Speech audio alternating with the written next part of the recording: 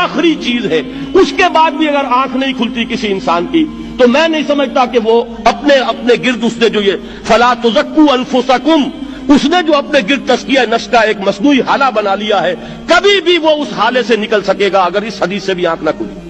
اور وہ حدیث کیا ہے؟ مولانا اشرف علی تھانوی نے اس کو اپنے جو خطبات جمعہ ہیں ان میں نقل کیا ہے، بیہقی کی روایت ہے۔ اوحى اللہ عز وجل الى جبرائیل علیہ الصلوۃ والسلام ان اقلب مدینۃ کذا وکذا باہلھا، اللہ نے حکم دیا حضرت جبرائیل کو فلاں فلاں بستیوں کو الٹ دو اس کے رہنے والوں سمیت۔ قال فقال، حضور نے فرمایا، اس پر حضرت جبرائیل نے عرض کیا بارگاہ خداوندی میں، ان فیہا عبدک فلانا لم یعصک طرفۃ عین، پروردگار اس بستی کو الٹ دوں، اس میں تو تیرا فلاں بندہ بھی ہے جس نے کبھی پلک جھپکنے جتنی دیر بھی معصیت میں بسر نہیں کی۔ اب آپ اندازہ کیجئے، یہ جو ہے نا اپنے آپ کو رگڑنا اور مانجنا اور پوری زندگی رگڑنے میں اور مانجنے میں لگا دینا، ہم بعض بزرگوں کے تذکرے میں سنتے ہیں اتنے اللہ والے تھے کہ ان کا گھوڑا بھی کوئی مشکوک دانہ نہیں کھاتا تھا، اور وہ خود جو ہے وہ انگریز کی عدالت میں بیٹھے ہوئے اور انگریز کی نوکری کر رہے تھے۔ یہ ہے وہ میکروسکوپک اور مائکروسکوپک کا عدم توازن، طاغوت کی چاکری کر رہے ہیں، انگریز کی ملازمت کر رہے ہیں، انگریز کے قانون کی تنفیذ کے اندر اعلی کار بن رہے ہیں،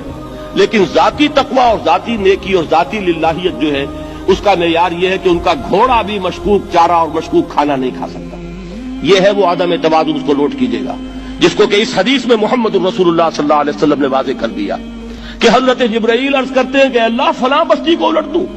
اس میں تو تیرا فلاں بندہ بھی ہے جس نے پلک جھپکنے جتنی دیر بھی معصیت میں بسر نہیں کی۔ ذاتی نیکی کا اب اس سے اونچا کوئی مقام کوئی شخص مجھے اگر بتا سکے تو میں اس کا مرید ہو جاؤں گا۔ اس سے اونچا کوئی مقام ہوگا کہ آنکھ جھپکنے جتنی دیر بھی کسی نے معصیت میں بسر نہیں کی، ذاتی نیکی کی معراج۔ لیکن حکم کیا ہوا بارگاہ خداوندی سے؟ قال فقال، حضور نے فرمایا، اللہ تعالیٰ نے حکم لیا جبرائیل کو، اقلب علیہ وعلیہ، الٹو اس بستی کو، پہلے اس بدبخت پر پھر دوسروں پر۔ کیوں؟ فإن وجهه لم يتمعر في ساعة قط، اس لیے کہ اس کا چہرہ کبھی میری غیرت میں سرخ نہیں ہوا، اس چہرے کا رنگ نہیں بدلا۔ بے غیرت انسان، بدیاں پھیلتی رہیں، میرے دین کو روندا جاتا رہا، میری شریعت کی دھجیاں بگڑتی رہیں، عوامر کا مذاق اڑایا جاتا رہا، نواہی کے لیے دنیا کے اندر جن چیزوں سے میں نے روکا اس کے لیے فلسفے تراشے گئے، اور یہ لگا رہا مست رکھو ذکر و فکر صبح گاہی میں اسے، یہ سوائے ذاتی اپنے اس اصلاح کے اور ذاتی تقوی کے اور ذاتی نیکی کے اور ذاتی عبادت گزاری کے یہ میدان میں نہیں آیا، اس کا خون نہیں کھولا کبھی، اس کے چہرے کا رنگ متغیر نہیں ہوا، لہذا یہ دوہرا مجرم ہے۔ یہ ہے وہ تصور جو یہاں پر نوٹ کیجئے۔ ہاں، اس کے یہ معنی بھی نہیں ہے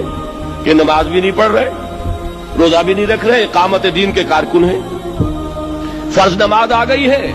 وہ چلی جا رہی ہے، جماعت کا کوئی اہتمام نہیں ہے۔ اب یہ دو انتہائیں ہیں، ایک انتہا یہ کہ وہ تزکیہ نفس جو ہے اسی میں وہ رگڑنے اور مانجنے کا عمل جاری ہے،